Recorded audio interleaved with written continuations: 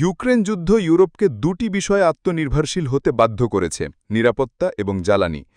যুদ্ধের পর জার্মানি তার কয়েক দশকের প্যাসিফিস্ট নীতি থেকে সরে এসে প্রতিরক্ষা খাতে মনোযোগী হয়েছে। প্রথম পদক্ষেপ হিসেবে ইউরোপীয় ইউনিয়ন সাইটেন ভেন্ডে নামে যুগান্তকারী পরিবর্তন 100 বিলিয়ন ইউরের বিশেষ তহবিল গঠনের ঘোষণা দেয়। ইতিমধ্যে দেশ হিসেবে পোল্যান্ড তার জিডিপির 4%-এরও বেশি প্রতিরক্ষা খাতে ব্যয় করছে, যা ইউরোপে সর্বোচ্চ। ফিনল্যান্ড ও সুইডেনের মতো নিরপেক্ষ দেশও যোগ দিয়েছে নেটোতে। নানা বাস্তবতার নিরিখে ইউরোপ মহাদেশ জুড়ে শুরু হয়েছে এক নতুন অভূতপূর্ব পুনর্সামরিকীকরণ। অন্যদিকে জ্বালানি খাতেও ঘটেছে এক নীরব বিপ্লব। যুদ্ধের শুরুতে রাশিয়া গ্যাসকে অস্ত্র হিসেবে ব্যবহার করতে চেয়েছিল, কিন্তু ইউরোপ এর জবাবে রিপাওয়ার ইউ নামে এক দূরদর্শী পরিকল্পনা গ্রহণ করে। এর লক্ষ্যই ছিল রাশিয়ার জীবাশ্ম জ্বালানি থেকে সম্পূর্ণ মুক্তি এবং নবায়নযোগ্য জ্বালানির দিকে দ্রুত স্থানান্তর করা।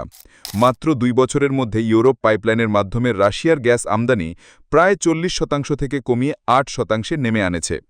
ইউরোপীয়দের এই সাফল্য ছিল অভাবনীয়, যা রাশিয়ার ভূ-রাজনৈতিক প্রভাবকে অনেকটাই খর্ব করতে সক্ষম হয়েছে।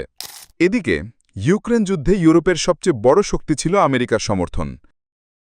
সামরিক সহায়তা, গোয়েন্দা তথ্য এবং অর্থনৈতিক নিষেধাজ্ঞার ক্ষেত্রে ওয়াশিংটন ও ব্রাসেলসের মধ্যে সমন্বয় ছিল চোখে পড়ার মতো। আমেরিকা তার এলএনজি রপ্তানি বাড়িয়ে ইউরোপকে বড় ধরনের জ্বালানি সংকট থেকেও রক্ষা করেছে। কিন্তু এই শক্তিশালী সম্পর্কের উপর ঝুলছে একটি গভীর অনিশ্চয়তার মেঘ, আর সেই মেঘের নাম আমেরিকা ফার্স্ট নীতি।